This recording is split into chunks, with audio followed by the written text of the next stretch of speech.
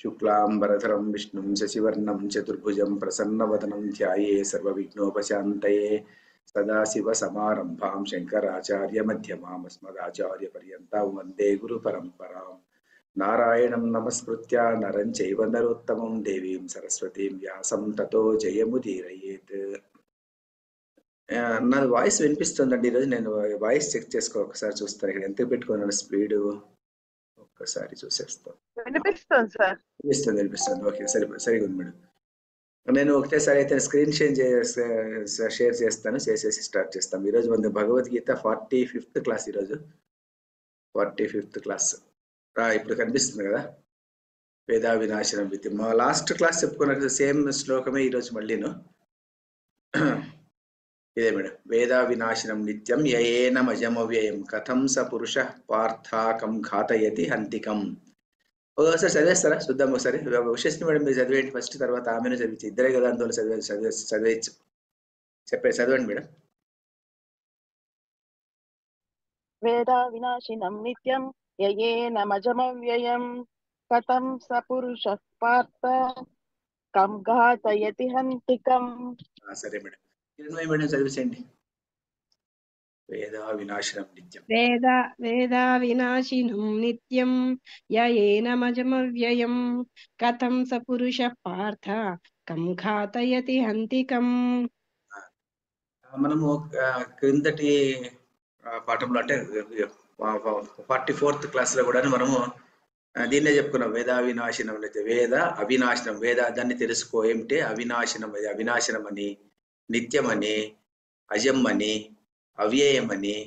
తర్వాత తెలుసుకున్నటువంటి వాడు ఎవరుంటాడో యహ పురుష, ఎవడైతే అలాంటి వాడు ఎవరైతే ఏనం దీనిని అజంగాను, నిత్యంగాను, అవ్యయంగాను, అవినాశనంగాను వేద తెలుసుకుంటున్నాడో, తెలుసుకునేటువంటి వాడు స పురుష, అటువంటి మానవుడు కథం హంతి కథం ఘాతయతి, ఏ విధంగా చంపుతాడు, ఏ విధంగా చంపిస్తాడు అంటే రెండు రకాలైనటువంటి క్రియలు అనమాట. ఒకటి ఏమిటంటే కర్తృత్వము, ఇంకోటి హేతు కర్తృత్వము అని. ఇంకోటి హేతు కర్తృత్వము అంటే నేను చేయను కానీ వేరే వాడితో చేయిస్తాను అనమాట.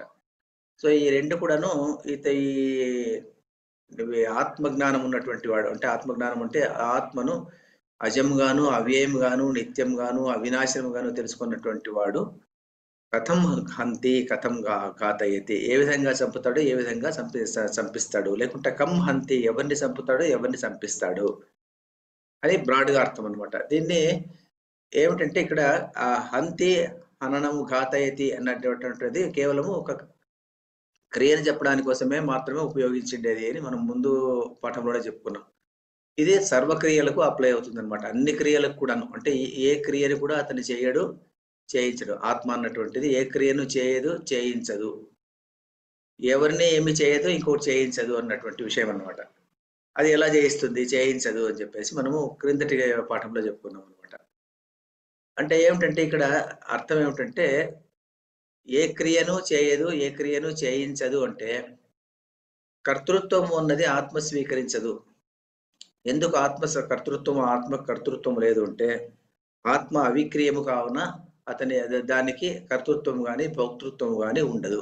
అవిక్రయం అంటే ఏమిటి? ముందు పాఠం కాక ముందు పాఠంలో చెప్పుకున్నాం అన్నట్టు. అవిక్రయం అంటే వికారం లేనటువంటిది, మార్పు లేనటువంటిది. మనము ముందు ఏం చెప్పుకున్నాము, షడ్వికార భావములు అని చెప్పుకున్నాము అంటే యాస్కాచార్యులు చెప్పినటువంటిది.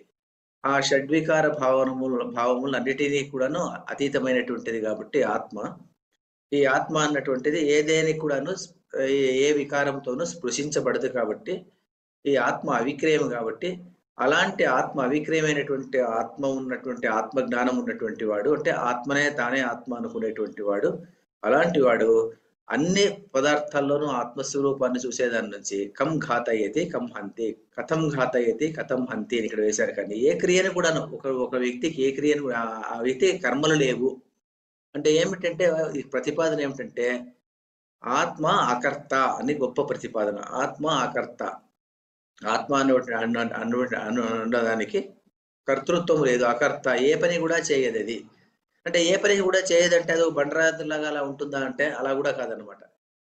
అన్ని పనులు చకచకా చేసుకుంటూ వెళ్ళిపోతూ ఉంటుంది కానీ ఏ పనిని కూడా నేను చేశాను అని అనుకోదంట. అది నేను చేశాను అనుకునేటువంటి భావన ఎప్పుడు వస్తుందంట అంటే సాధారణంగా మనిషికి నేనే చేశాను అన్నటువంటి భావన ఎప్పుడు వస్తుంది అంటే ఆ పని అంతా అయిపోయిన తర్వాత నేనే చేశాను అన్నటువంటి భావన వస్తుందంట. ఒకటి చిన్న కథ భారతంలో వస్తుందన్నమాట. యక్ష ప్రశ్నలోని ముందు ముందుకు భారతంలో చెప్పుకుంటాం అన్నమాట యక్ష ప్రశ్నలు. యక్ష ప్రశ్నల్లో ఏమైపోతుందంటే ఒక బ్రాహ్మణుడు ఉంటాడు. ఆ బ్రాహ్మణునికి అడవిలో ఉంటాడన్నమాట. పాండవులంతా అడవిలో ఉన్నప్పుడు అది చిన్న కథ చాలా బాగుందన్నమాట అది. అంటే కథ అలాగా అర్థం చేసుకుంటే బాగుంటుంది. ఊరికే చదివేస్తే వెళ్ళిపోతుంటుంది అంతే అది. ఒక బ్రాహ్మణుడు ఉంటాడు. ఆ బ్రాహ్మణుడి ఇంటి దగ్గర అరణ్యం ఉంటుందన్నమాట. అరణ్యం అంటే నిప్పును పుట్టించేటువంటి ఒక కట్టె అన్నమాట. ఒక నిప్పును పుట్టించేటువంటి కట్టెను అరణి అంటాము. దీంట్లో ప్రక్రియలో.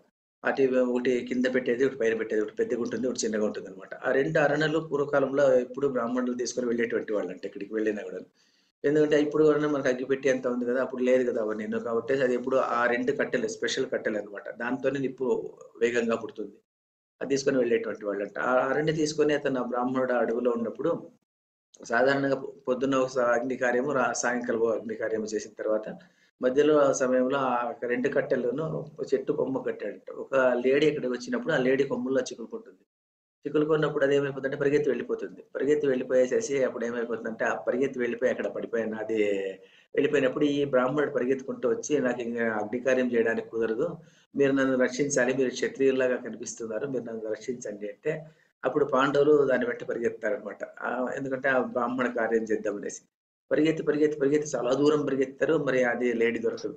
అప్పుడు ఒక చోట కూర్చుంటారు వాళ్ళు. కూర్చున్న తర్వాత అప్పుడు నకులుడు చాలా నీరసపడిపోయి ఆయన లేచి కూర్చునేసి చెప్పడం మొదలుపెడతాడు. మనమేమిటి? ఎందుకు మనకి ఈ కర్మ ఇలా వచ్చింది? అని చెప్పేసి అతను విధిని తిట్టడం మొదలుపెడతాడనమాట. ఈ విధి ఇలాంటిది. అందరూ మనకన్నా మనం చాలా మంచిగా ఉన్నాము. ధర్మంలో ఉన్నాము. ధర్మం లేని వాళ్ళే అంత సుఖంగా ఉన్నారు. ధర్మంలో పడినటువంటి వాళ్ళే ఇలా కష్టపడుతున్నాం మనము. అని ఇలాంటి నీతులన్నీ చెప్తాడనమాట. నీతులు చెప్పినప్పుడు ధర్మరాజు అప్పుడు లేసి "అలా కాదు నాయనా నీకు ఆ ధర్మ సూక్ష్మములు నీకు తెలియడం లేదిప్పుడు" అదంతా చెప్పిన తర్వాత వెంటనే ఏం చెప్తాడంటే నకులుడిని పిలిచి "నీవు పైకెక్కి నీళ్ళెక్కడన్నా ఉన్నాయేమో చూడు" అంటారు. వేరే వాడికి చెప్పడనమాట. వీడు అలిసిపోయినవాడు వీడికే చెప్తాడనమాట. ఆడు చెప్తాడు ఎక్కడో చూస్తాడనమాట. ఎక్కడో దూరంలో నీళ్లు కనిపిస్తున్నాయట. "పోయి నీళ్లు తీసుకురా పో" అని చెప్పేసి అతన్ని పంపిస్తాడనమాట. అప్పుడు దానికి వ్యాఖ్యాతలు ఏం రాస్తారంటే మరి ఇలాంటి పని ఆ కర్మలు అలా చేసుకుంటూ, చేసుకుంటూ వెళ్ళిపోతూ ఉంటే ఈ వేదాంత భావం ఇలాంటి భావం రాదంట. విధిని తిట్టడము, నాకు నేనే బాధపడుతున్నాను అనేటువంటి భావనలు ఇవన్నీ రావంట. ఆ పనిలో ఉంటే పని ఉండి నిజంగా పని చేసేటువంటి వాడికి ఆ భావన రాదంట. ఎప్పుడైతే పని లేకుండా ఖాళీగా ఉన్నటువంటి వాడికి ఇలాంటి భావనలన్నీ వస్తుంటాయంట. అందువల్ల ఇది కూడా అంతే. అందువల్ల పని వాడికే చెప్తాడనమాట. నకులునికే చెప్తాడు. "నీవు పైకెక్కి చూడు" అంటాడనమాట. వాడు పైకెక్కి చూస్తాడనమాట. చూసి నీళ్ళు ఎక్కడో ఉన్నాయని చెప్తాడు. అయితే నీళ్ళు తీసుకురా పో అని వాడినే పంపిస్తాడు గానీ, వేరే వాడిని పంపించడు. వాడు అంతవరకు దాన్ని చెప్పింటాడనమాట. నాకు విధి వక్రించబడింది. మనం రాజులుగా ఉండవలసినటువంటి వాళ్ళు ఇలా ఇక్కడ కష్టపడుతున్నాము. ఈ బ్రాహ్మణుడు ఎవరు? మన కష్టమేమిటి? ఇవన్నీ చెప్తుంటాడనమాట. అలాంటి వాడినే పిలిచి నువ్వు నీళ్ళు చూడు, నీళ్ళని చూసిన తర్వాత నీ పరిగెత్తు ఇవన్నీ అతనికే చెప్తాడు గానీ వేరే వాడికి చెప్పడనమాట. ఎందుకు అంటే ఇదేనంట కారణం. ఎందుకంటే ఎప్పుడు ఏ పని లేనటువంటి వాడికే ఇలాంటివన్నీ వస్తుంటాయంట. కర్తృత్వము అనేటువంటిది వస్తూ ఉంటుందంట. ఆ పని చేసుకుంటూ పోతుంటే కర్తృత్వ భావన రాదంట. అలాగే ఇప్పుడు కూడా ఈ ఆత్మ అన్నటువంటిది ఆత్మజ్ఞానంలో ఉన్నటువంటి వాడికి వాడు నేను కర్త కాను అని అనుకుంటూ ఉంటాడే గాని కర్మలు అతనికి ఉంటాయి. కర్మలు ఉంటాయి గాని ఆ కర్మల్లో అతని కర్తృత్వం ఉండదు. నేను చేశాను అన్నటువంటి భావన అతనికి ఉండదన్నమాట. నేనేం చేశాను అన్నటువంటి భావనలోనే ఉంటుందన్నమాట. నేనేం చేయలేదు గదా! అని చెప్పేసేసి ఆయన ఉంటాడు. అది కాల ప్రవాహంలో జరిగిపోతుంది. నేనేదో నేను నేను నేను అన్నటువంటి నేనేదో చేస్తున్నాను అనుకుంటున్నాను గానీ నేను గాదు. నేను చేయకపోయినప్పుడు కూడా వేరే వేరే విధంగా ఈ పని జరిగిపోతుంది అన్నటువంటి భావన ఉన్నటువంటి వాడికి ఏమైపోతుందంట అంటే ఎక్కువగా శోకం ఉన్నటువంటిది అతనికి ఉండదన్నమాట. శోకం ఎప్పుడొస్తుందంటే శోకం వచ్చేదెప్పుడంతని ఇలాంటి సందర్భంలోనే కర్తృత్వం స్వీకరించినప్పుడు మాత్రమే ఆ కర్తృత్వానికి ఒక ఫలం గావాలి గదా! ఆ ఫలం గావాలనేటువంటి భావనతో మాత్రమే అది వస్తుంది అని జెప్పేసి చెప్తారనమాట.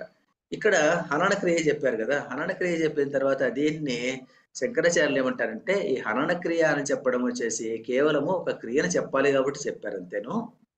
అయితే ఈ క్రియ అన్ని కర్మలకు వర్తించబడుతుంది. అన్ని కర్మలకు వర్తించబడుతుంది అంటాడు. అన్ని కర్మలకు అంటే ఏ పనైనా గూడాను. ఏ పని చేసినప్పటికి కూడా ఇది కర్తృత్వ భావన లేదు అని చెప్పినప్పుడు మాత్రమే ఆ వ్యక్తి ఆత్మజ్ఞానము ఆత్మస్వరూపంలో ఉంటాడు. లేకుంటే ఒక పనికి మాత్రము నేను కర్త గాదు. ఇంకొక పనికి నేను కర్త అని చెప్పేటువంటి సందర్భం ఉండకూడదనమాట. ఎందుకు అంటే మనం సాధారణంగా కొంతమందిని చూస్తుంటాం అనమాట. ఏదైనా మంచిగా చేసి బాగా సక్రమంగా జరిగిపోయి బాగా వృద్ధిలోకి వచ్చినప్పుడు ఇదంతా నా వల్లనే జరిగింది అంటాం మనం. కానీ ఏదైనా దోషం వచ్చినప్పుడు మాత్రము మనం ఏమంటామంటే ఈ దోషం నా వల్ల కాదు, వేరే వాడి వల్ల వచ్చింది అంటాం అనమాట. అది నాది కాదు, కర్తృత్వం కాదు అంటాం అనమాట. ఆ కర్తృత్వము అన్నటువంటిది అన్ని విషయాల్లోనూ తీసుకునేటువంటి గొప్పతనం వచ్చినటువంటి వాడు మాత్రమే ఆత్మజ్ఞానంలో ఉన్నటువంటి వాడు. లేకపోతే గాని ఆత్మజ్ఞానంలో ఉన్నటువంటి వాడు కాదన్నమాట. దానికి పురాణంలో ఒక కథ చెప్తారనమాట ఇదే శ్లోకానికి. అదేం కథ అంటే ఒక ఎవరో మ్యూట్ చేసుకో ఎవరు సుజాత గారు మీరు మ్యూట్ చేసుకోలేదండి. సుజాత మ్యూట్ చేయలే మీరు.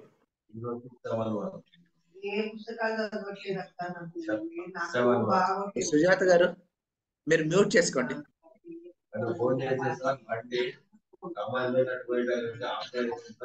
సుజాత గారు మ్యూట్ అయిపోయిందండి. అయిపోయింది. దీనికి ఏం చెప్తారంటే దీనికి ఒక కథ చెప్తారనమాట.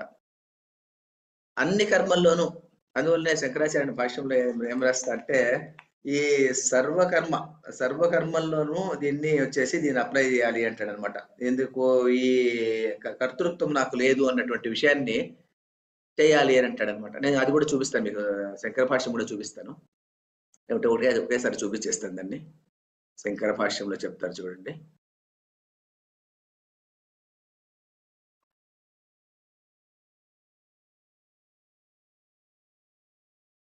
ఇక్కడ వచ్చేసి ఓపెన్ చేయాలి కదా, ఒక్క నిమిషం.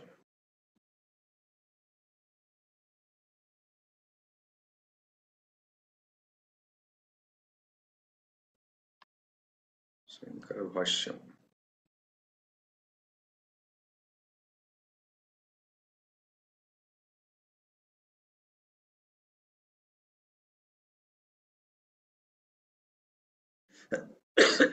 చూడండి, శంకర భాష్యం ఇది.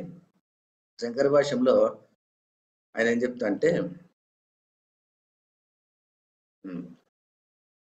అవిక్రియత్వస్య తుల్యత్వాత్ హేత్వర్థస్య చ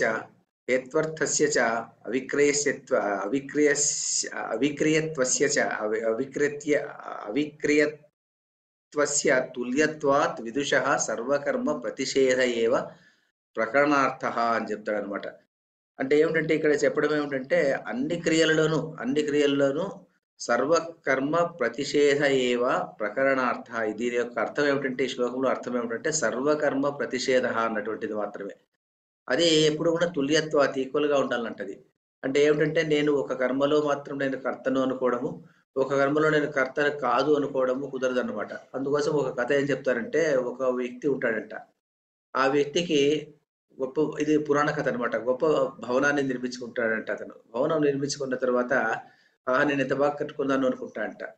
మరి ఎవరో వచ్చి చెప్తారంటే ఇంత బాగా భవనం కట్టుకున్నావు, చుట్టూ నీకు ఒక పెద్ద తోట ఉండింటే బాగుండేది అంటే, ఆ స్థలం ఉంటుంది కాబట్టి తోట వేసుకుంటాడంట అతను. తోట వేసుకున్న తర్వాత ఆ తోటలో పెద్ద లాన్ అనుకోండి, లాన్ లాగా వేసుకుంటాడంట. వేసుకొని దాన్ని పరిరక్షించుకుంటూ ఇది నాదే అనుకుంటూ ఉంటాడంట. ఎందుకంటే కర్తృత్వం ఉంది కాబట్టి అలా అనుకుంటూ ఉంటాడు అనమాట.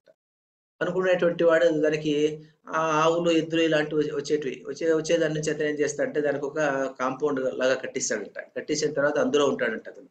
ఒకరోజు ఎవరో ఇంటికి వచ్చినప్పుడు ఆ తలుపు వేయడం మర్చిపోయి వాళ్ళు వెళ్ళిపోతారు. వెళ్ళిపోయిన తర్వాత ఏమవుతుందంటే ఆ సమయంలో అక్కడ లేనందువల్ల ఒక ఆవు, దారింటి పోయేటువంటి ఆవు ఈ తోటను చూస్తుంది. తోటను చూసి అదేం చేస్తుందంటే, ఏదో పుష్కలంగా ఉంది, నాకేదో భగవంతుని ఇచ్చినటువంటి ఆహారం అని చెప్పేసి అది ఇక్కడికి వస్తుంది అనమాట. దానికేం తెలియదు కదా, దీని మనుషుల మాదిరిగా అది ఏమి మూర్ఖత్వంలో ఉంటుంది అనమాట. ఏం కనిపిస్తే అదంతా భగవంతుడు తనకి ఇచ్చినటువంటి ఆహారమే దానికి. అది అలా వచ్చేసి దాంట్లో ఉన్నటువంటి తోటను తినేస్తుంటుంది. తినేసేటువంటి సమయంలో ఇతను వచ్చి చూస్తాడనమాట. చూసి ఇతను కోపం వచ్చేసి చేతిలో ఉన్నటువంటి ఒక కట్టెని దాని మీద విసురుతాడు. విసిరినప్పుడు ఏమైపోతుందంటే ఆవు ఇంత పడి చనిపోతుందంట. చనిపోతే వెంటనే గోహత్యా పాతకం వచ్చేస్తుంది. ఆ గోహత్యా పాతకం వచ్చినప్పుడు కథ కాబట్టి ఇదంతా ఉందన్నమాట, పురాణ కథ కాబట్టేసి. ఆ గోహత్యా పాతకం ఒక పిశాచిలాగా పైకి లేచేసి ఇతను వెంటబడుతుందంట, నేను పట్టుకుంటాను అని చెప్పేసి. అప్పుడు ఇతనికి ఒక వేదాంతము జ్ఞాపకం వస్తుందంట. ఆయన ఏం చెప్తా అంటే, నేను నాది కాదు తప్పు ఉంటా అంట, నేను కాదు నేను చంపడానికి కారణం ఉంటా అంట. మరి ఎవరు ఉంటుందంట ఆ గోహత్య.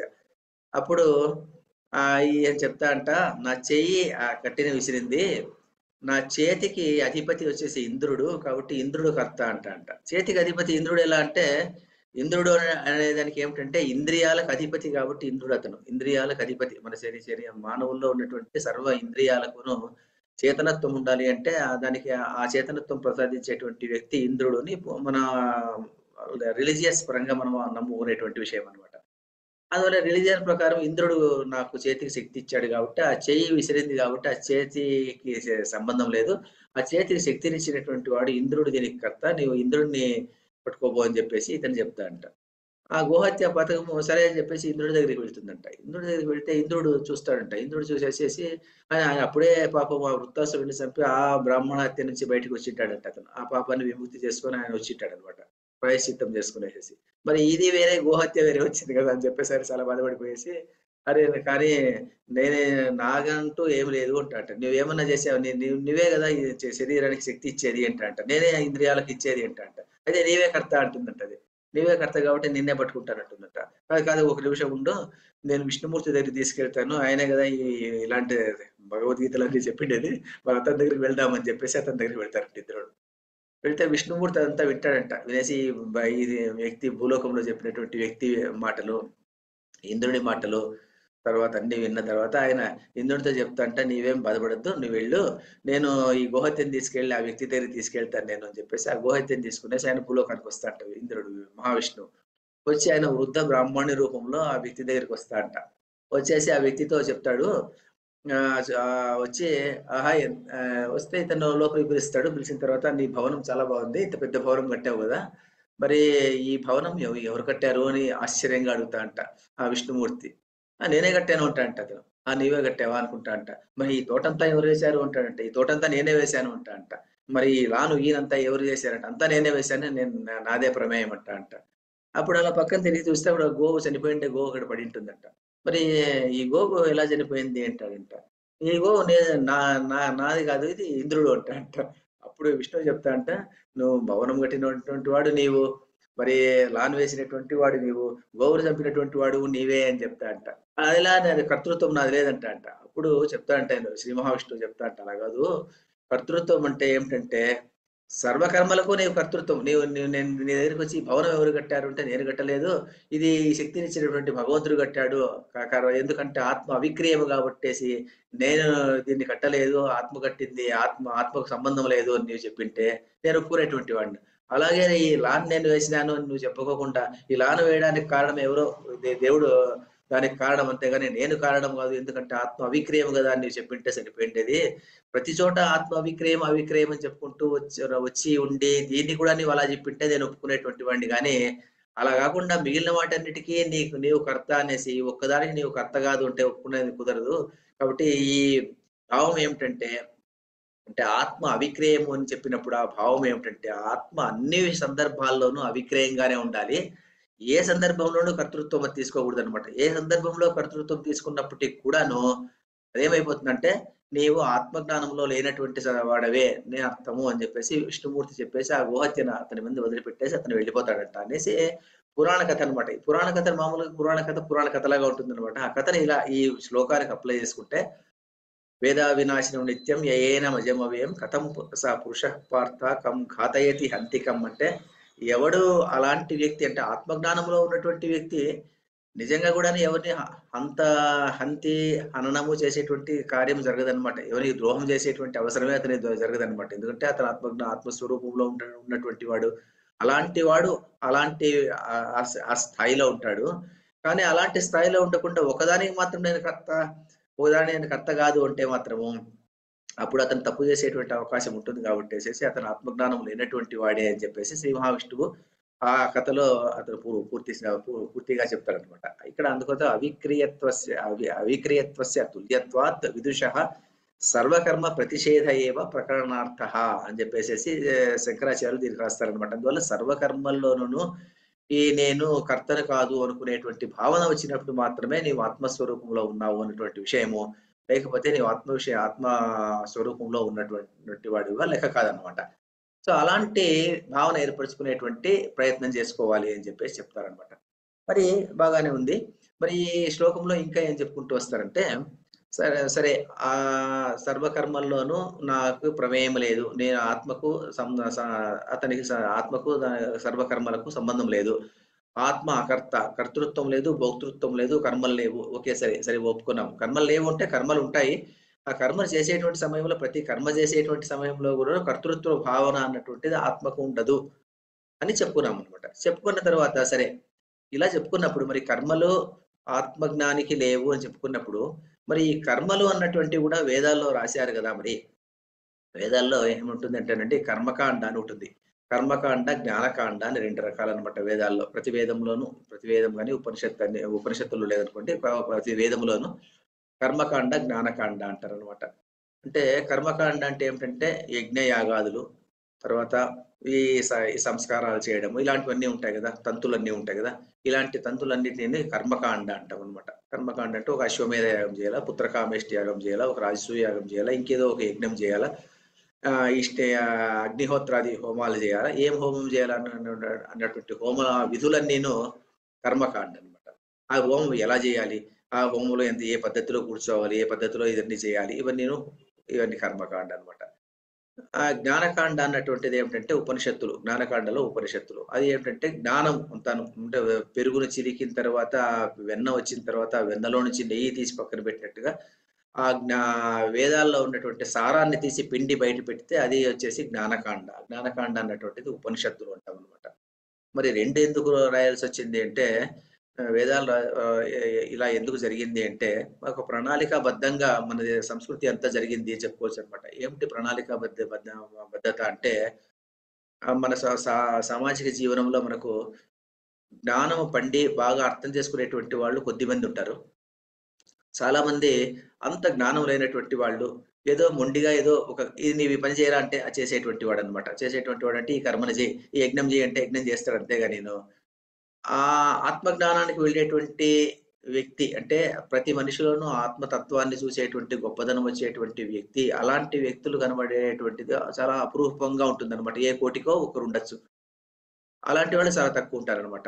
మరి ఎక్కువ మంది అరే! నీవు ఒక హ్మ్, వేదాన్ని బాగా చదువుకున్న తర్వాత వేదాంలో ఉన్నటువంటి యజ్ఞం చెయ్యి, ఈ యజ్ఞం చెయ్యి, లేకుంటే ఈ సాధన చెయ్యి, కర్మ చెయ్యి, లేకుంటే ఇంకేదన్నా ఒక వ్రతం చెయ్యి, సత్యనారాయణ వ్రతం చెయ్యి, ఇంకోటేది మరొకటి చెయ్యి అని చెప్తే అది సులభంగా చేస్తాడనమాట. ఎందుకంటే అంత జ్ఞానానికి వెళ్ళే స్థాయికి లేనటువంటి వాడు ఇది చేయగలుగుతాడనమాట. ఇంకా కొంతమంది అది గూడా సాధన లేనటువంటి వాళ్ళుంటారు. అది గూడా సాధ్యం కానటువంటి వాళ్ళు. వాళ్ళు ఇంకా ఇంకొంచెం క్రింది వాళ్ళ కోసం పురాణాలు అలాంటివి రాసుకుంటూ వచ్చారనమాట. అలా ప్రణాళికాబద్ధంగా వేద సంస్కృతి అంతా ముందు నుంచి డెవలప్ అవుతూ వచ్చిందనమాట. అందువల్ల ఇప్పుడు జ్ఞానకాండ, కర్మకాండ. ఈ కర్మకాండను మరి వేదాల్లోనే దీన్ని గూడా రాశారు గదా! మరి. కర్మలు చేయమని వేదాల్లో గూడా రాశారు. ఇంకోటి విశేషం ఏమిటంటే వేదాల్లో 90% 100కి 90 భాగాల కన్నా ఎక్కువ భాగము కర్మల గురించి రాసి, 10 భాగాల కన్నా తక్కువ భాగాన్ని మాత్రమే ఈ జ్ఞానాన్ని గురించి రాశారనమాట. ఆత్మ విచారాన్ని గురించి 10 భాగాల కన్నా తక్కువ రాశారనమాట. మరి అలాంటప్పుడు ఎక్కువ భాగం కర్మలు రాసి, తక్కువ భాగం వేదాల గురించి రాస్తే, కర్మలకే ఎక్కువ ఇంపార్టెన్స్ ఇచ్చారు, ప్రాముఖ్యత ఇచ్చినారు వేదాల్లో అన్నటువంటి ఒక భావన అన్నమాట. కాబట్టి చాలామంది ఏమనుకుంటారంటే, కర్మలు చేయడమే మంచిది. కర్మలు చేసిన దాని వల్ల పుణ్యం వస్తుంది అని అనుకుంటారనమాట. కర్మలు చేయడం వల్ల పుణ్యం వస్తుంది అనేసేసి. కర్మలు చేయడం వల్ల పుణ్యం వస్తుంది కాబట్టి కర్మలు చేయాలి. వీళ్ళని కర్మిష్టి అంటామనమాట. కర్మిష్టి. వాడు జ్ఞాననిధి అంటాం. జ్ఞానంలో ఉన్నటువంటి వాడు, జ్ఞానంలో ఉన్నటువంటి వాడు ఆత్మజ్ఞాని అని వాడిని అంటామనమాట. ఆత్మజ్ఞానులు ఒకవైపు, కర్మిష్ఠులు ఒకవైపు అన్నమాట. మనకు శంకరాచార్యుడు, మండనమిశ్రుడు వాదన మనకు కనిపిస్తుందన్నమాట. శంకరాచార్యుడు, మండనమిశ్రుడు వాదన ఏమిటి అంటే ఇదే వాదన అన్నమాట. మండనమిశ్రుడు అన్నటువంటి వాడు బీహార్ ప్రాంతంలో ఉన్నటువంటి వాడు. అతను కర్మిష్ఠి. మనం చదువుకుంటామన్నమాట. అతను శంకరాచార్యుడు అతని దగ్గరికెళ్ళి వాదంలో అతన్ని ఓడించాడు అని చెప్పుకుంటామన్నమాట. వాదంలో అతన్ని ఓడించాడు అంటే ఈ శంకరాచార్యుడు అక్కడికి వెళ్ళినప్పుడు శంకరాచార్యుడు ఈ జ్ఞానకాండలో ఎంత పండినాడో, ఎంత పండిపోయిందో అతని అనుభవం గాని, జ్ఞానం గాని ఈ కర్మకాండలో గూడా అంతగా చదువుకున్నటువంటి వాడనమాట. అందువల్ల అతనితో వాదములో వాగ్వివాదం చేసినప్పుడు మండనమిశ్రుడిని అంత సులభంగా అతన్ని ఓడించగలుగుతాడనమాట. 8 రోజులు, 9 రోజుల్లో జరుగుతుంది ఆ వాదన. ఇతనేమో కర్మవాది. అంటే కర్మలు చేయాలి అన్నటువంటి వాడు మండనమిశ్రుడు. అతనేమో కర్మలు ప్రాముఖ్యత లేదు, జ్ఞానం ముఖ్యం అని చెప్పేటువంటి వాడు శంకరాచార్యుడనమాట. ఈ మధ్యలో వచ్చినటువంటి సంఘర్షణ అనమాట. వాళ్ళిద్దరికి జరిగేటువంటి వాదములో చివరికి కర్మ కన్నా జ్ఞానం అన్నటువంటిది ముఖ్యము. జ్ఞానం ఉన్నప్పుడు మాత్రమే మోక్షానికి అర్హుడు అని చెప్పడానికి అక్కడ జరుగుతుందనమాట ఆ వాదనంతాను. ఆ వాదనంతా చదివితే అలాగ అర్థమవుతుందనమాట. ఆ వాదన అదనమాట. అందువల్ల కర్మిష్టి జ్ఞాననిధి అన్నమాట. ఇక్కడ కర్మిష్టి అనేటువంటి వాడు ఈ కర్మను గురించి చెప్పారు కదా! మరి ఈ కర్మను గురించి రాశారు కాబట్టేసి దీనికి ప్రాముఖ్యం లేదా అనే ఒక పూర్వమీమాంస అన్నమాట. మనమేమో ఆత్మ జ్ఞానం ఉన్నటువంటి వాడికి కర్మలు లేవు అని చెప్పారు. కర్మలు లేవంటే మరి కర్మలే విధించారు కదా! మరి నిత్య కర్మలున్నాయి. కర్మలు మళ్ళీ 3 రకాలండి. 3 రకాలు సాధారణంగా 3 రకాలు. నిత్య కర్మలు, నైమిత్తిక కర్మలు, కామ్య కర్మలు అని 3 రకాల సాధారణంగా. నిత్య కర్మలు అంటే ఏమిటి? మనం ప్రతిరోజు చేసుకునేటువంటి కర్మలు. ఏది పొద్దున్నే లేవడము, సంధ్యావందనం చేసుకోవడము, అగ్నిహోత్రం చేసుకోవడము, ఇంకేదో ఆ విధులు చేసుకోవడం అన్నమాట. మధ్యాహ్నం సంధ్యావందనం చేసుకోవడము, సాయంకాలం సంధ్యావందనం చేసుకోవడము, అగ్నిహోత్రం వెలిగించడం 2 సార్లు చేయడము. ఇవన్నీ కూడా ఏమిటంటే నిత్య కర్మలన్నమాట. నైమిత్తిక కర్మలంటే ఏమిటి? నైమిత్తిక కర్మలంటే ఒక నిమిత్తమును పెట్టుకొని చేసేటువంటి కర్మలు. అది కూడా తప్పించకూడదన్నమాట. నిమిత్తం అంటే ఏమిటి? శ్రాద్ధము. ఆ తల్లి, తండ్రి ఎవరో చనిపోయారనుకోండి. చనిపోయినటువంటి వాళ్ళకు పర్టిక్యులర్ దినం వచ్చినప్పుడు, ఆ దినం రోజు ఆ పాడ్యమో ఏదో విధియో ఏదో వస్తుందో ఆ రోజు ఈ విధిగా ఆ నిమిత్తాన్ని మనం తీసుకునేసి ఆ నిమిత్త పూర్వకంగా ఒక కర్మ చేయాలి. ఆ రోజు ఏం చేసి శ్రాద్ధ కర్మ చేయాలి. అది నైమిత్తిక కర్మం అంటామనమాట. నైమిత్తిక నిత్య కర్మము, నైమిత్తిక కర్మము. ఇవి కాకుండా కామ్య కర్మలు. కామ్య కర్మలు అంటే ఏం కర్మలు? కామ్య కర్మలు అంటే నాకేదో కోరిక, నాకేదో మంచి జరగాలి, లేకుంటే ఇంకేదో పై ఉద్యోగం రావాలి, ఇంకేదో రావాలి, మరొకటి రావాలి అని చెప్పేసి చేసేటువంటి కర్మలు. పూర్వకాలంలో రజసూయాగము, అశ్వమేధయాగము ఇలాంటివి చేసేటువంటి వాళ్ళు. పుత్రకామేష్టి కొంతకాలం వరకు ఉండింది. ఇప్పుడు కూడా కొంతమంది చేస్తుంటారనమాట. పుత్రకామేష్టి చేస్తుంటారనమాట. పుత్రకామేష్టి చేసేసి ఆ పుత్రకామేష్టి నుంచి పుత్రుడు కావాలని చెప్పేసి చేస్తుంటారనమాట. ఇవి కామ్య కర్మలు. ఒక కామాన్ని దృష్టిలో పెట్టుకొని చేసేటువంటి కర్మలు కామ్య కర్మలు అనమాట. ఈ కర్మలు ఏ కర్మలు కూడాను ఆత్మజ్ఞానికి లేదు అని చెప్తున్నారనమాట ఈ శ్లోకంలో. ఎందుకంటే ఆత్మజ్ఞాని ఆత్మ అవిక్రయము అని తెలుసుకున్నాడు కాబట్టి అతనికి ఏ కర్మతోనూ సంబంధం లేదనమాట. కర్మలు చేస్తుంటాడు అంతేగాని కర్తృత్వ భావంతో ఏ కర్మ కూడా చేయడనమాట అతనికి. అంటే ఏ కర్మ కూడా చేస్తే చేయొచ్చు, వదిలితే వదలొచ్చు అనమాట. అందువల్లనే సన్యాసి అన్నటువంటి వాడికి సంధ్యావందనం కూడా అవసరం లేదు ఉంటారనమాట. ఎందుకు సన్యాసి సంధ్యావందనం అవసరం లేదనంటే అతను అన్నిటినీ సంన్యాసము, అన్నిటి న్యాసం ఉంటే ఉంచడం అనమాట. సమ్యక్ న్యాసము సన్యాసము అంటాం అనమాట. ఆ న్యాసం దాన్ని అలా ఉంచేశాడనమాట. ఈ కర్మలన్నింటినీ ఒక వైపు ఉంచేశాడనమాట అతను. అతనికి సంబంధం లేదనమాట. ఏ కర్మకు అతనికి సంబంధం లేదు. కాబట్టేసి ఏ కర్మ కూడా చేయనక్కర్లేదు. అతను శ్రాద్ధం చేయనక్కర్లేదు, ఇంకోటి చేయనక్కర్లేదు, మరొకటి చేయనక్కర్లేదు అనమాట. అలాంటి వాడు అనమాట. ఇంకా కొన్ని సందర్భాల్లో చెప్తారు స్నానం కూడా పని లేదంటారనమాట. అంటే అంత ఆత్మజ్ఞానంలో ఉండిపోతాడనమాట. అంటే స్నానం అంటే దేహం కాపాడుకోవడానికి చేసుకోవడం అంతేగాని లేకుంటే ఏది కూడా అవసరం లేదనమాట. ఏ కర్మతోనూ అతనికి సంబంధం లేదనమాట. సర్వకర్మ ప్రతిషేధం అన్నమాట అతనికి. అందువల్ల ఏం చెప్తారంటే కర్మలు అన్నటువంటివి ఎవరికి విధించారు? అప్పుడు కర్మలు వేదాల్లో రాశారు. మరి కర్మలు ఎవరి కోసం విధించారు అని పూర్వపక్షం వాళ్ళు అడిగితే ఈ కర్మలు అన్నటువంటి వాడిని ఈ ఆత్మజ్ఞానం లేనటువంటి వాడికి విధించారు. ఆత్మజ్ఞానం ఉన్నటువంటి వాడిని విద్వాన్ అంటారు. శంకరాచార్యులే రాస్తారు. ఇదే దీంట్లోనే ఉందన్నమాట. విద్వాన్ అంటారు అనమాట. ఆత్మజ్ఞానం లేని వాడిని ఏమంటారు అంటే అజ్ఞాని అంటారు. అంటే యజ్ఞాలు యాగాదులు చేసుకుని ఉండేటువంటి వాడిని అజ్ఞాని అంటారు అనమాట. జ్ఞానం లేదు అంటే మనము అజ్ఞాని అంటే అతని జ్ఞానం లేదని తీసేయకూడదన్నమాట. అతనికి జ్ఞానం చాలా ఉంటుందన్నమాట. అతని వేదాలు ఇంకా ఎక్కువనే చదువుకొని ఉంటాడు.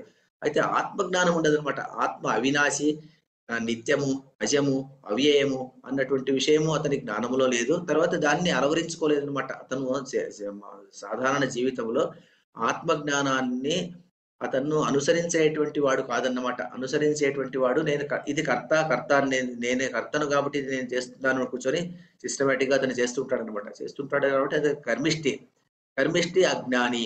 అజ్ఞాని కోసమే ఈ కర్మలు విధించారు.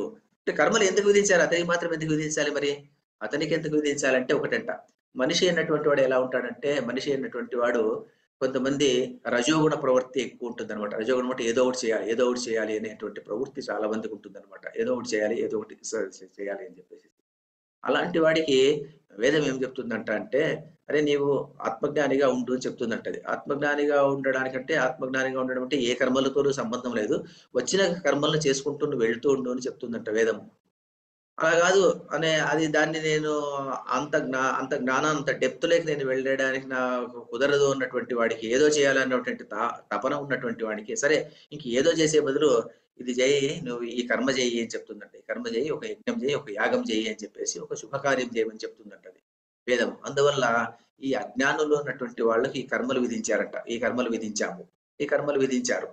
శంకరాచార్యుడు ఇదే భాష కూడా రాస్తాడనమాట. ఆ కర్మలు ఎవరికి విధించారు? కర్మలు విధించినటువంటి వాడు అన్నిను అజ్ఞానికి విధించారు. అజ్ఞాని అంటే మనం తప్పుగా తీసుకోకూడదు అనమాట. అజ్ఞాని అంటే వాడు జ్ఞానం లేనటువంటి వాడు అలా కాదనమాట. జ్ఞానం లేనటువంటి వాడు అంటే ఆత్మజ్ఞానం లేనటువంటి వాడికి విధించినటువంటివి కర్మలు. ఎవరికి కర్మలు విధించారు? ఆత్మజ్ఞానం లేనటువంటి అజ్ఞానికి ఈ కర్మలు విధించారు. ఈ కర్మలన్నీ అతను చేసుకుంటూ ఉంటాడు అనమాట. ఆత్మజ్ఞానికి ఆ కర్మలు చేసేటువంటి అవసరం లేదనమాట. కర్తృత్వం లేదు, భోక్తృత్వం లేదు, ఏది అలా ఉంటాడు అనమాట. ఇతను ఎందుకు చేస్తాడు? అతను ఎందుకు అవసరం లేదు అతనికి అంటే, అతను ఆత్మజ్ఞానంలో ఉన్నటువంటి వాడు నిత్యము ఆనందంగానే ఉంటాడు అనమాట. అతనికి ఇతను ఎందుకు చేస్తాడు? ఇతను ఉంటే ఇతను అజ్ఞాని ఎందుకు చేస్తాడు? అజ్ఞాని చేసిన దాని నుంచి కర్మ ఫలాన్ని కోరుతాడు అనమాట. కర్మ ఫలం ఏమిటి? కర్మ ఫలము ఒక స్వర్గం రావాలి అని కోరుకుంటాడు. ఆ స్వర్గంలో ఏముంటుంది? ఏదో ఒక ఆనందం ఉంటుంది. ఆ స్వర్గంలో ఒక ఆనందం కావాలనేటువంటి ఉద్దేశంతో ఈ కార్యక్రమం అంతా ఇతను చేస్తాడు అనమాట. కానీ ఆత్మజ్ఞాని అయినటువంటి వాడు ఆ ఆనందాన్ని, ఆత్మస్వరూపమే ఆనందము అని తెలుసుకొని అలా ఉండిపోతాడు అనమాట అతను. దీనికి ఒక ఎగ్జాంపుల్ చెప్తారు. ఏం చెప్తారంటే, తాడును చూసి పాము అనుకున్నాడంట. అప్పుడు తాడును చూసి పాము అనుకున్నప్పుడు ఏమైపోయిందంట అంటే, అప్పుడు అరే తాడు కాదురా అది, అదే పాము కాదురా అది తాడు అని చెప్పేస్తే జ్ఞాని అయినటువంటి వాడిని తెలుసుకునేసేసి అతని అది భావన వెళ్ళిపోయింది. ఏమిటంటే ఆ భయం వెళ్ళిపోయింది. సుఖంగా సంతోషంగా ఉండిపోయాడు ఆత్మజ్ఞాని. అలా కాకుండా ఇంకొకటి ఏం చేస్తాడంటే, ఇది నేను నమ్మడన్నమాట. తాడు కాదురా పాము ఉంటే నేను నమ్మనంటాడు అనమాట. ఎందుకంటే ఆత్మకు అవిక్రియము, ఆత్మకు ఇలాంటిది ఏం లేదు అని చెప్పినప్పుడు వాడు నమ్మడనమాట. అప్పుడు వాడు అలా ఉన్నప్పుడు, సరే నీకు ఈ భయం పోవాలంటే నీవు ఒక వ్రతం చెయ్యి అంటాడు. అప్పుడు కూర్చొని వాడు వ్రతం చేస్తాడంటే కానీ ఈ తెలుసుకుందాము అని బ్యాటరీ లైట్ వేసి చూద్దాము అనేసి ఆలోచన వాడికి రాదంట. అందువల్ల వాడేమైపోతాడంటే, వాడు వ్రతం చేసేదానికి కూర్చుంటాడు. వ్రతం చేసి ఆ భయాన్ని పోగొట్టుకోవాలనుకుంటాడు. సో అలాంటి వాడు అజ్ఞాని అన్నమాట.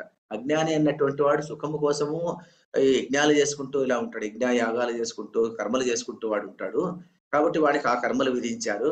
జ్ఞానవంతుడికి ఏమంటారంటే పిష్టపిండనము, పిష్టపేషణము అంటాం అనమాట. పిష్టపేషణం అంటే పిండి, పిష్టము అంటే పిండి. పిండిని రుబ్బేటువంటి అవసరం లేదనమాట. పిండి ముక్కలు ముక్కలుగా ఉంటే పిండిని రుబ్బాలి. ముక్కలు ముక్కలుగా లేకోకుండా ఉన్నప్పుడు పిండిని ఎందుకు రుబ్బాలి? అవసరం లేదనమాట. వాడికి ఆల్రెడీ ఆత్మజ్ఞాని, వాడికి అవసరం లేదనమాట. కాబట్టి ఆత్మజ్ఞాని అన్నటువంటి వాడికి ఆత్మజ్ఞానం కూడా చెప్పేటువంటి అవసరం లేదనమాట. వాడు ఆల్రెడీ ఆత్మజ్ఞానంలో ఉంటాడు. ఆత్మజ్ఞానం ఎవడికి? అది కూడా వీడికే చెప్పాలంట. ఎవడికి? అజ్ఞానికే చెప్పాలి. ఎందుకంటే వీడు ఈ అజ్ఞాని జ్ఞానవంతుడు కావాలంటే ఈ ఆత్మజ్ఞానాన్ని కూడా వాడికే చెప్పాలి. కానీ ఆత్మజ్ఞానంలో ఉన్నటువంటి వాడికి అది కూడా చెప్పేటువంటి అవసరం లేదు అని చెప్పేసి క్రింద చెప్తాడు అనమాట. ఇక్కడ చూడండి,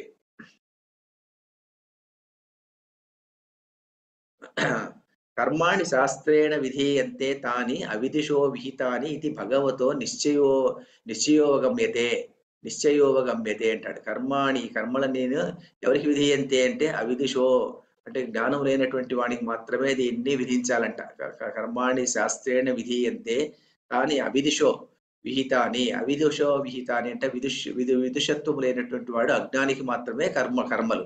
మరి విద్య ఎవరికి అంటే అది కూడా వాడికే. ఎందుకంటే వాడు అది తెలుసుకోవాలన్నమాట. తెలుసుకునే దానికోసం అది కూడా వాడికే విధిస్తారు. కానీ వీడికి ఎందుకు అవసరం, ఎందుకు లేదంటే పిష్టపేషణవత్, వీడికి పిండి రుబ్బినటువంటి పిండిని మళ్ళీ రుబ్బడం అవసరం లేదు. అలాగే ఆత్మజ్ఞానికి మళ్ళీ దాన్ని చెప్పేటువంటి అవసరం లేదు అనేటువంటి విషయం ఇక్కడ చెప్తారనమాట. దీన్ని ఇంకా చాలా ఉంది చెప్పడానికి. మరి ఇప్పుడు ఇక్కడ ముగించుకునేసి ఏదైనా మీరు చెప్పేటటువంటి చెప్పండి. 3 నిమిషాలు ఉంది ఇంకాను.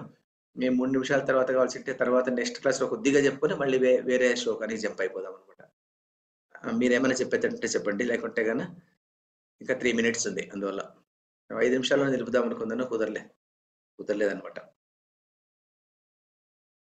మరి దీనిలో ఏం చెప్పాము మనం బేసిక్ గా అంటే, ఆత్మ అకర్త అని చెప్పుకున్నాము. ఆత్మ అకర్త కాబట్టేసి కర్మలు అనేటువంటి అతనికి లేవు. ఏ కర్మ చేయనక్కర్లేదు. కానీ ఏ కర్మ చేయనక్కర్లేదు అని చెప్తే, ఈ కర్మలు ఒక కర్మ చేస్తారు, ఇంకొక అలా కాదనమాట. కర్తృత్వం దీనికి లేదు దానికి లేదు అనుకోకుండా అన్ని కర్మల్లోనూ అతనికి కర్తృత్వం లేకుండా ఉన్నటువంటి వాడు మాత్రమే ఆత్మజ్ఞాని అని చెప్పేసి ఆ కథ చెప్పుకున్నాము. కాబట్టి అలాంటి సందర్భంలో ఏమైపోతుందంటే, అలాంటి సందర్భంలో ఉన్నటువంటి వాడు మాత్రమే ఆత్మజ్ఞాని. అంత స్టేజ్కి ఎదిగినటువంటి వాడికి కర్మలతో సంబంధం లేదు, యజ్ఞయాగాదులతో సంబంధం లేదు, వ్రతాలతో సంబంధం లేదు, ఇంకో దాంతో సంబంధం లేదనమాట. ఆ స్టేజ్ లో అతను ఉంటాడనమాట ఆత్మజ్ఞాని. మరి కర్మలు ఎవరికి విధించారు? కర్మలు ఇతని కర్మిష్ఠులకు మాత్రమే విధించారు. ఎందుకు విధించారు? మళ్ళీ వీడు అది విధించకపోతే వీడు ఏదో పేకాట్లో కూర్చుంటాడు, ఇంకేదో పని చేస్తాడు అనమాట, పరిహిమాలి పని చేస్తాడు. అందువల్ల అలా కాకుండా ఇదన్నా చెయ్యి అని చెప్పేసి వాడికి ఆ కర్మ విధించారు అని అక్కడ చెప్పుకొచ్చాము అనమాట. ఆ ఆత్మజ్ఞానికి ఆ విద్య కూడా అవసరం లేదనమాట. ఆ ఆత్మ విద్య కూడా వీడికే చెప్పాలన్నమాట. ఆ స్టేజ్కి సార్ రావాలి. సౌండ్ కొంచెం రావడం లేదు సార్, కొద్దిగా గట్టిగా సౌండ్ రావడం సౌండ్ లేదు. రావడం అవునా? నాకు రావడం. మీకు మేడం మిగతా అందరికి ఎలా ఉందో? బాగానే ఉందా? ఎట్లుందో తెలియదు మరి. వినపడుతుందా? మరి నా దగ్గర ఏమో ఇంటర్నెట్ బాగానే ఉంది నాకు, అందువల్ల. మీకు వినపడలేదేమో అక్కడ ఏమన్నా ఇంటర్నెట్ ప్రాబ్లమ్ వినిపిస్తుందా? సరే సరే అండి.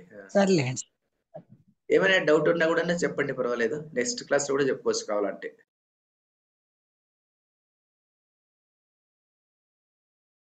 ఇది ఏదో మీనింగ్ఫుల్ గా ఉందండి. బాగా ఎట్లా ఉందో తెలియదు మరి. మీనింగ్ఫుల్ గా ఉందా లేదా? మరి ఆత్మవిచారం అంతా ఇట్లాగే ఉంటుంది. ఇంకో 10 శ్లోకాలు ఇట్లా ఉంటుంది, ఆ తర్వాత కాస్త బాగానే ఉంటుంది, వెళ్ళిపోతూ ఉంటుంది. ఇంకో 10 శ్లోకాలు ఇట్లాగే ఉంటుంది, 30వ శ్లోకం వరకు ఇట్లాగే ఉంటుంది.